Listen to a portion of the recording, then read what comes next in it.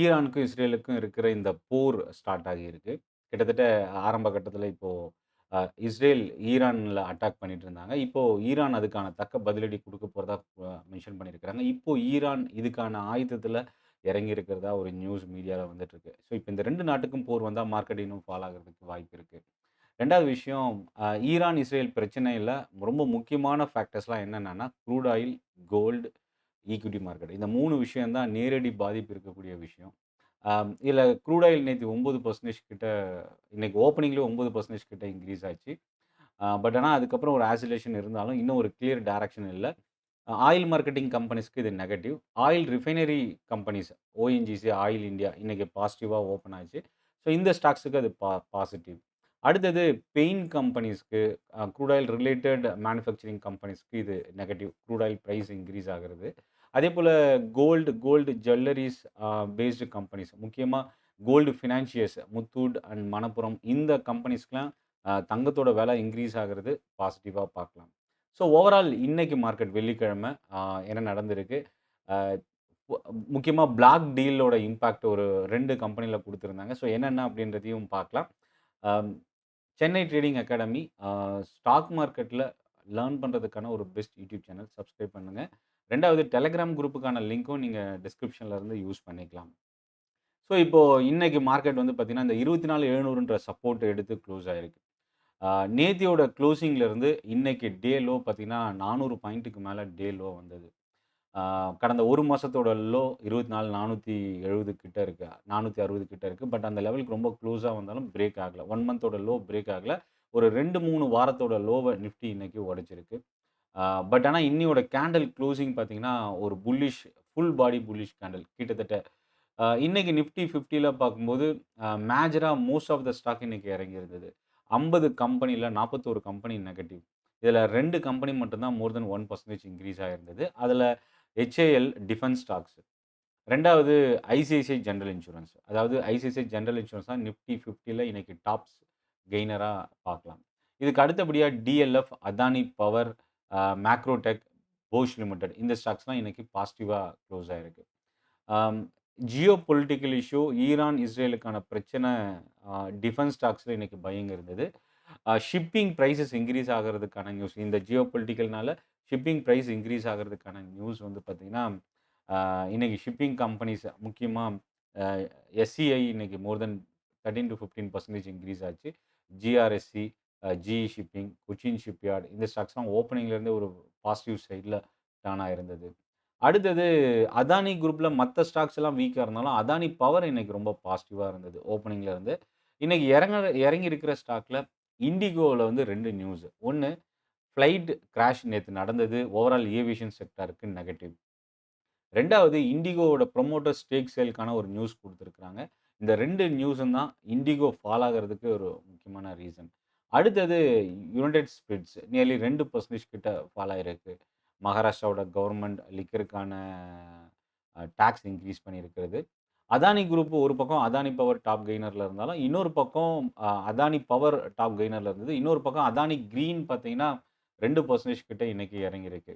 So Bharat Petroleum, Power Finance இந்த ஸ்டாக்ஸ்லாம் இன்னைக்கு நிஃப்டி 50ல லூசர்ல டர்ன் ஆயிருக்கு. மிட் கேப்ல இன்னைக்கு 67 ஸ்டாக் இறங்கி இருந்தது. 33 ஸ்டாக் இன்னைக்கு positive. Max Healthcare, Oil India, Cochin Shipyard இந்த ஸ்டாக்ஸ்லாம் இன்னைக்கு பாசிட்டிவா இருந்தது மிட் கேப்ல. நெகட்டிவ் சைடுன்னு பார்க்கும்போது ஐஆர்இடிஏ ஐஆர்இடிஏ இன்னைக்கு ஒரு இம்பார்ட்டன்ட் நியூஸ் நான் ஆல்ரெடி டெலகிராம் குரூப்லயும் நான் ஷேர் பண்ணியிருந்தேன். ஆ 4% கிட்ட இன்னைக்கு ஃபால் ஆயிருக்கு. என்எம்டிசி, யூனியன் பேங்க்லாம் இன்னைக்கு செல்லிங் பிரஷர் ரொம்ப அதிகமா இருந்தது. ஸ்மால் கேப் 100 இண்டெக்ஸ்ல 68 ஸ்டாக் இன்னைக்கு negative. 31 stock positive. Narayana Hrudayalaya more than 10 டைம்ஸ்க்கு மேல ஆவரேஜ் வால்யூம தாண்டி இன்கிரீஸ் ஆயிருக்கிற ஒரு கம்பெனி. இன்னைக்கு 5% பாசிட்டிவா இருந்தது. ஜென் டெக்னாலஜிஸ் அதேபோல கோல்ட் பிரைஸ் இன்கிரீஸ் ஆகுறது. மணப்புரம் நியர்லி 3% இன்கிரீஸ் ஆயிருக்கு. Karur Vysya bank, data patterns, apple India இந்த ஸ்டாக்ஸ்லாம் இன்னைக்கு பாசிட்டிவா இருந்தது. அ ஓவரால் இன்னைக்கு மார்க்கெட்ல என்னென்ன இம்பார்ட்டன்ட் நியூஸ் நடந்திருக்கு? ஒன் பை ஒன்னா பார்க்கலாம். அ இதுல ஐடி ஸ்டாக்ஸ் ஃபர்ஸ்ட் ஹால்ஃப்ல மோர் தென் 1% கிட்ட இறங்கியிருந்தது. ஆனா செகண்ட் ஹால்ஃப்ல ஒரு பவுன்ஸ் பேக் இருந்தது. செக்டார் பக்கம் வரும்போது, பேங்கிங் ஸ்டாக்ஸ் இன்னைக்கு செல்லிங் பிரஷர் இருந்தது. ஆ ஆயில் அண்ட் கேஸ் இன்னைக்கு வீக்கா இருந்தது. இந்த 2 செக்டார் தடுமாறுச்சு. அதேபோல எஃப்எம்சிஜி கம்பெனிஸ்லயும் இன்னைக்கு செல்லிங் பிரஷர் ரொம்ப அதிகமா இருந்தது. இன்னொரு பக்கம் பார்க்கும்போது, IT stocks, realty stocks, Nifty IT and Nifty realty இந்த 2 இண்டெக்ஸும் ரொம்ப பெரிய அளவுக்கு இம்ப்ரூவ் ஆகலனாலும் ஒரு ஸ்லைட் பாசிட்டிவ் ட்ரெண்டோட க்ளோஸ் ஆயிருக்கு.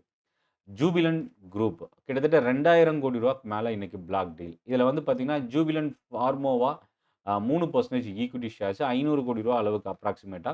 அதேபோல ஜூபிலன்ட் ஃபுட் பார்த்தீங்கன்னா, 1 கோடி ஷேர்ஸ்க்கு மேல இன்னைக்கு பிளாக் டீல். புரமோட்டர் ஸ்டேக் சேல் பண்றது. ரூ. 700 கோடி வொர்த் அப்ராக்ஸிமேட்டா. அதேபோல இன்னொரு பக்கம் பார்த்தீங்கன்னா, ஜூபிலன்ட் இன்கிரீவியா. இந்த ஸ்டாக் ரொம்ப ஒரு இம்பார்ட்டன்ட் ஸ்டாக். ஏன்னா, இந்த 3 கம்பெனில ஜூபிலன்ட் இன்கிரீவியா தான் இன்னைக்கு ரொம்ப மோர் தென் 15% கிட்ட இன்னைக்கு இன்கிரீஸ் ஆயிருக்கு. 785 கிட்ட இன்னைக்கு க்ளோஸ் ஆயிருக்கு. ஆ 2வது சம்மான் கேப்பிட்டல். ஆல்ரெடி பாண்டுக்கான இயர்லி பைபேக்கான ஒரு அனவுன்ஸ் குடுத்திருக்காங்க. இன்னைக்கு இந்த ஸ்டாக் 1½ கிட்ட ஃபால் ஆயிருக்கு. இந்துஸ்தான் ஜிங்க் ஆல்ரெடி இப்போ ரீசென்ட்டா மேனேஜ்மென்ட் மீட்டிங்ல இருந்து டிவிடெண்ட் அனவுன்ஸ்மென்ட் குடுத்திருந்தாங்க. பட் ஆனா கவர்ன்மென்ட்டோட ஸ்டேக் சேல் டிலே ஆகுறதுக்கான ஒரு நியூஸ் இன்னைக்கு ஒரு ஸ்லைட் டவுன் ட்ரெண்டோட க்ளோஸ் ஆயிருக்கு. ஜைடஸ் ஜைடஸ் லைஃப், லூபின் இந்த 2 கம்பெனிக்கும் நெகட்டிவ் நியூஸ் என்னன்னா, யுஎஸ் கோர்ட் வந்து அ ட்ரக்குக்கான பேட்டன்ட் ரிசீவ் பண்றதுல ரிஜெக்ட் பண்ணியிருக்கிறாங்க இவங்களோட ப்ரொபோசல. இது வந்து பார்த்தீங்கன்னா, லூபின்க்கும் சரி, ஜைடஸ் லைஃப்க்கும் இது ஒரு நெகட்டிவ் நியூஸா பார்க்கலாம். ஐஆர்இடிஏக்கு இன்னைக்கு என்ன நெகட்டிவ் நியூஸ்? ஏன்னா, இன்னைக்கு இந்த ஸ்டாக் 4% கிட்ட ஃபால் ஆயிருந்தது. அம் இதில பார்த்தீங்கன்னா, ஜென்சால் இன்ஜினியரிங்ன்ற கம்பெனிக்கான ஆ ஐஆர்இடிஏவோட இன்சால்வென்சி ப்ரொபோசல வந்து என்சிஎல்டி அட்மிட் பண்ணியிருக்கிறாங்க. ஸோ இது ஒரு ஒன் ஆஃப் த நியூஸா பார்க்கலாம். இது ஃபால் ஆகுறதுக்கு ஒரு one of the நியூஸா. Nazara technologies தொடர்ந்து பல்க் டீல் ட்ரேட் ஆகுற ஒரு ஸ்டாக். ஏன்னா, 15,00,000 ஷேர்ஸ் இன்னைக்கு ட்ரேட் ஆயிருக்கு. இந்த ஸ்டாக் இன்னைக்கு நியர்லி அரவுண்ட் 6%க்கு மேல இன்கிரீஸ் ஆயிருக்கு. அடுத்த ஸ்டாக் நம்ம இப்போ நியர் டெர்ம்க்கு கவனிக்கக்கூடிய ஸ்டாக்னா, மணப்புரம் ஃபினான்ஸ் வாட்ச் பண்ணலாம். 3% இன்னைக்கு இன்கிரீஸ் ஆயிருக்கு. Aditya Birla fashion and retail இன்னைக்கு 1 வருஷத்தோட லோவ உடைச்சிருக்கு. ஸோ இது எல்லாமே இன்னைக்கு இம்பார்ட்டன்ட் நியூஸ். ஸோ ஓவரால் மார்க்கெட்ல இப்ப இருக்கிற இந்த ஈரான், இஸ்ரேல் பிரச்சனையில இன்வெஸ்ட் பண்ணணும்னா என்ன மாரி ஸ்டாக் சூஸ் பண்ணலாம்? க்ரூட் ஆயில் இன்கிரீஸ் ஆகும். கோல்டு இன்கிரீஸ் ஆகும். இப்ப இந்த க்ரூட் ஆயில் இன்கிரீஸ் ஆகுறதுனால Reliance Industries, ONGC, Oil India இந்த மாரி ரிஃபைனரி ஸ்டாக்ஸ நம்ம வாட்ச் பண்ணலாம். அடுத்தது ஜியோ பொலிட்டிக்கல் இஷ்யூன்னு வரும்போது, அ நார்மலா வந்து பார்த்தீங்கன்னா, மார்க்கெட் ஃபால் ஆகுது. தொடர்ந்து கன்டினியூஸா இருக்குதுன்னா, அப்ப எஃப்எம்சிஜி ஸ்டாக்ஸ்ல பையிங் இருக்கும். பட் ஆனா எஃப்எம்சிஜி ஸ்டாக் ஜியோ பொலிட்டிக்கல்ல மேபி ப்ராடக்ட் வைஸ் வந்து இம்பாக்ட்ட கிரியேட் பண்ணும். ஸோ, அதனால அதுல நீங்க ஸ்டாக்க செலக்டிவா வாட்ச் பண்ணலாம். 3வது ஃபார்மா செக்டார். ஃபார்மா செக்டாரும் வந்து பார்த்தீங்கன்னா, இந்த மாரி மார்க்கெட் ஃபால் ஆகும்போதோ, இல்ல ஜியோ பொலிட்டிக்கல் இஷ்யூ வரும்போது கொஞ்சம் ஸ்டேபிலிட்டி இருக்கும். பாசிட்டிவா டர்ன் ஆகுன்றத நம்ம சொல்ல முடியாது. பட் ஸ்டேபிலிட்டி இருக்க வாய்ப்பு இருக்கு. இப்ப இந்த ஜியோ பொலிட்டிக்கல் இஷ்யூல என்ன நெகட்டிவ் அப்டின்னா, பேங்கிங் அண்ட் ஃபினான்ஷியல் செக்டாருக்கு இது ஒரு பெரிய நெகட்டிவ். மேபி நீங்க ஒரு நல்ல பிரைஸ்ல இன்வெஸ்ட் பண்ணணும், இல்ல ரொம்ப லோயஸ்ட் பிரைஸ்ல பார்க்கணும்னா, மார்க்கெட் இந்த மாரி கரெக்ஷன் வரும்போது, இந்த மாரி நல்ல செலக்டிவா குவாலிட்டியான பேங்கிங் ஸ்டாக்ஸ நீங்க சூஸ் பண்ணலாம். ஃபண்டமெண்டல், டெக்னிக்கல் அனலைஸ் பண்ணி. அடுத்தது ஆட்டோ செக்டார்ல குளோபல் பிளேயர்ஸ் அப்படின்னு வரும்போது, ஏன்னா ஜியோ பொலிட்டிக்கல் அப்படின்றது குளோபல் கம்பெனிஸ். ஸோ, அப்ப அந்த குளோபல் பிசினஸ் ஹேண்டில் பண்ற கம்பெனிஸ்க்கு இது ஒரு நெகட்டிவ்.